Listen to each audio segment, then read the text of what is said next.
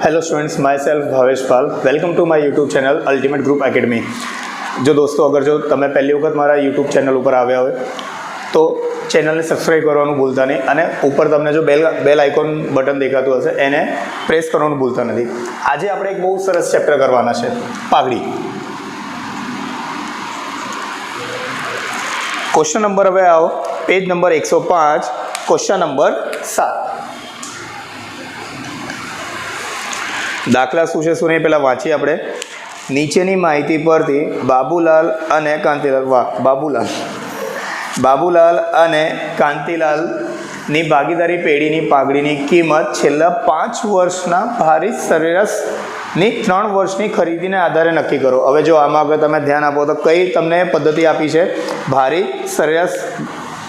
ભારિત સરેરાશમાં સૌથી પહેલાં તમારે આવશે વર્ષ, નફો, ભાર, ભારિત નફો। તમે જે પણ પદ્ધતિ કરવાના છો એ પદ્ધતિને લગતા પત્રક કે સૂત્ર એ તમને યાદ હોવા જોઈએ। જો તમને યાદ હશે તો તમને દરેક દાખલો બહુ ઇઝી લાગશે। સૌથી પહેલાં અગર આપણે ધ્યાન આપીએ તો વર્ષ તમને આપી દીધા છે 2012-13, 2013-14, 2014-15, 2015-16 અને 2016-17। નફો જો તમે 60,000, 40,000, 60,000, 75,000, 90,000, 1,20,000। ઉપર ભારિત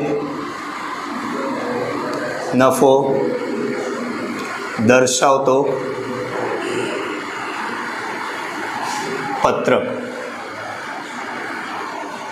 હવે આ દાખલામાં તમને કરવાનું શું છે? આટલું તમને આપી દીધું છે। હવે આગળનું સ્ટેપ શું છે? સૌથી પહેલાં તમને બહાર લખવાનું છે। બહાર કઈ રીતે? જેટલા વર્ષ એટલા તમે એકડા લખવા પડશે। 1, 2, 3, 4, 5, 5 એને કરવાળો કરી નાખો, સરવાળો। હવે ભારિત નફો, ભારિત નફોમાં શું થશે? નફો અને ભારનો ગુણાકાર। 40,000, 60 દુ 1,20,000, 75 ગુણ્યા 3 2,25,000, 90,000 ગુણ્યા 4 3,60,000, 1,20,000 ગુણ્યા 5 6 લાખ। હવે આને કરવું પડશે તમારે સરવાળો। કરજો ને, કેટલું થશે સરવાળો?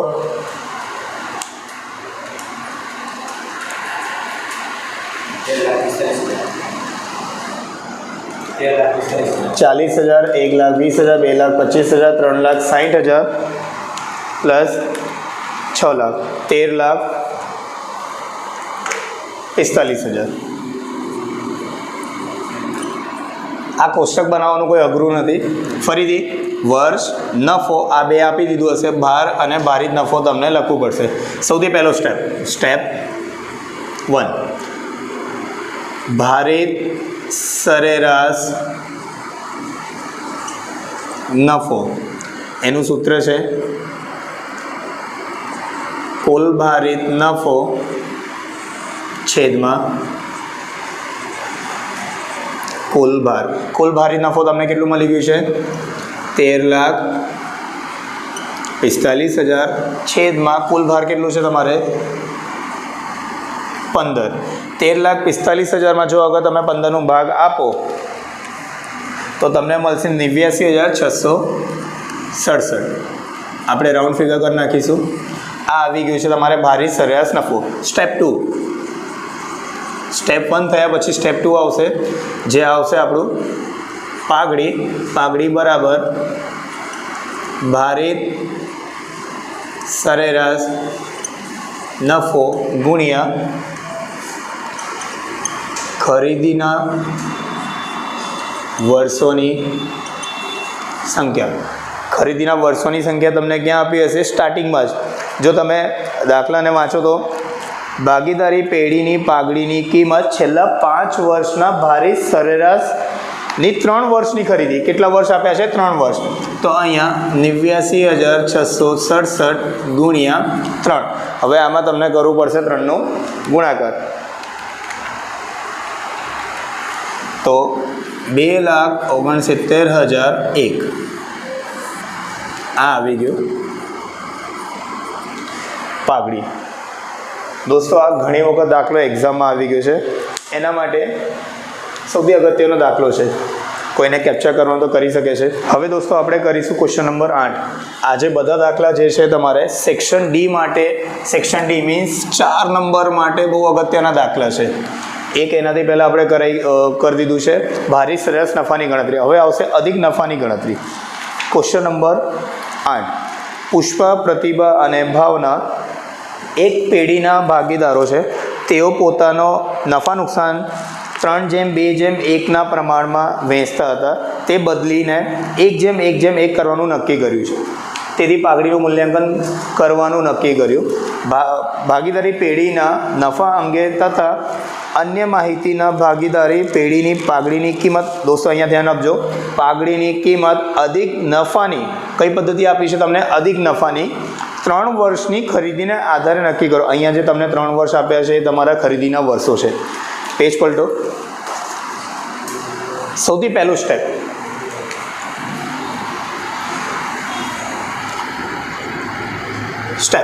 1. પહેલું આવશે રોકાયેલી મૂડી. રોકાયેલી મૂડી તમને કઈ રીતે મળશે? કુલ મિલકત માઇનસ કુલ દેવા. રોકાયેલી મૂડી તમને કઈ રીતે મળશે? મિલકતમાંથી દેવાને કરવાનું છે બાદ. તમે જો તો મિલકત કેટલી છે તમારે? 6 લાખ અને દેવા કેટલા છે? 2,50,000. તમે માઇનસ કરશો તો 3,50,000 આવી જશે. Step 1 clear. સ્ટેપ 1માં કંઈ અઘરું નહોતું. સૌથી પહેલું છે રોકાયેલી મૂડી. રોકાયેલી મૂડી તમને કઈ રીતે મળશે? મિલકતમાંથી દેવાને કરી દેવાના બાદ. સ્ટેપ 2. અપેક્ષિત વળતરનો દર. આ દોસ્તો સાચું કહું તો ખાલી લખવાનું છે સ્ટેપ 2, બાકી છે કંઈ નહીં, દાખલામાં જ આપી દીધું છે તમને. તમે જો તો અપેક્ષિત વળતરનો દર કેટલો આપ્યું છે? 10%. Very good. ત્રીજું સ્ટેપ ખાસ કરીને ધ્યાન રાખજો. અહીંયા શું નામ આવ્યું? અપેક્ષિત વળતરનો દર. અપેક્ષિત, તો ત્રીજું સ્ટેપ યાદ આવવું જોઈએ, અપેક્ષિત નફો. અપેક્ષિત નફોનું સૂત્ર શું છે? બંનેનો ગુણાકાર. બંને સ્ટેપ 1 ગુણ્યા સ્ટેપ 2. રોકાયેલી મૂડી ગુણ્યા અપેક્ષિત વળતરનો દર છેદમાં 100. ગણતરી અહીંયા તમે કરી શકશો. રોકાયેલી મૂડી કેટલી છે તમારી? 3,50,000. અપેક્ષિત વળતરનો દર કેટલું છે? 10 છેદમાં 100. તમે કરશો તો આ 0 કટ, 0 થી 0 કટ, 35,000.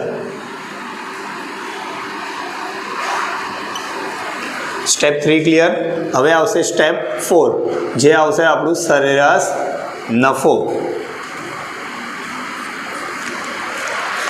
તમે જો તો ત્યાં તમને વિગત આપી દીધી છે સરેરાશ નફા માટે. ડાયરેક્ટ નહીં આપ્યું છે પણ વિગત આપી દીધી છે. વર્ષ આપ્યું છે તમને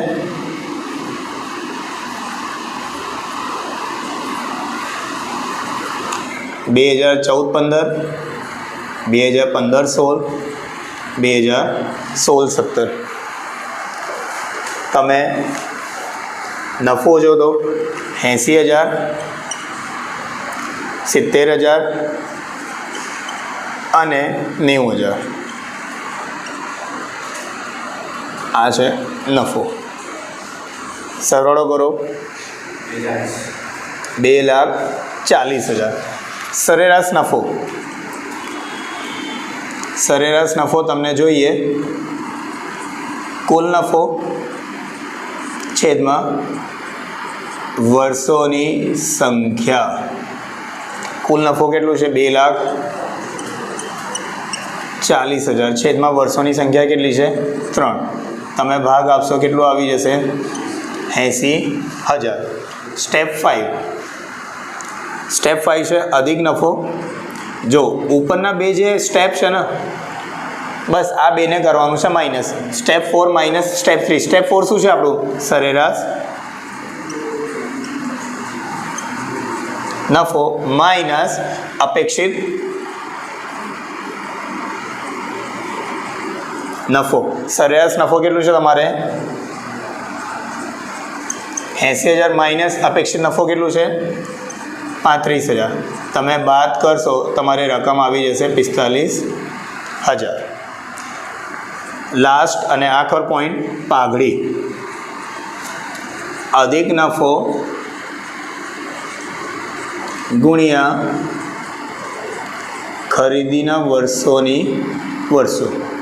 અધિક નફો કેટલું છે તમારે 45,000 ગુણ્યા ખરીદીના વર્ષો આપણે સ્ટાર્ટિંગમાં જ વાંચી ગયા હતા 3. તમે કરશો 1,35,000.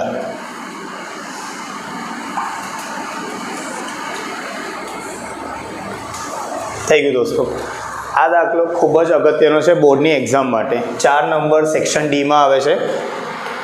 કેપ્ચર કરવાનું તો કરી શકો છો તમે.